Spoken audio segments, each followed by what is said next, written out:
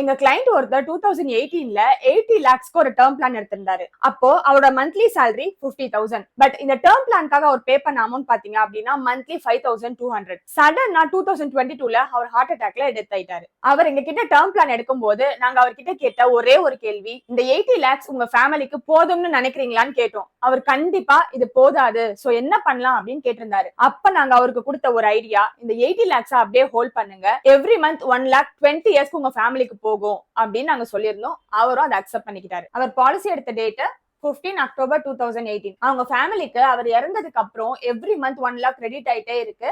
எப்ப ஸ்டார்ட் ஆச்சுன்னு பாருங்க, 24th ஆகஸ்ட் 2022ல இருந்து இப்ப வரைக்கும், அதாவது 15th ஜூலை 2025 வரைக்கும் கிரெடிட் ஆயிட்டே இருக்கு. சோ இந்த ஃபேமிலிக்கு 2042 வரைக்கும் கிரெடிட் ஆகும். நீங்களும் உங்க ஃபேமிலியை செக்யூர் பண்ணணும்னு நினைச்சா கமெண்ட்ல செக்யூர்னு டைப் பண்ணுங்க. உங்க ஃபேமிலியை செக்யூர் பண்றதுக்கான சொல்யூஷனை நாங்க ப்ரொவைட் பண்றோம்.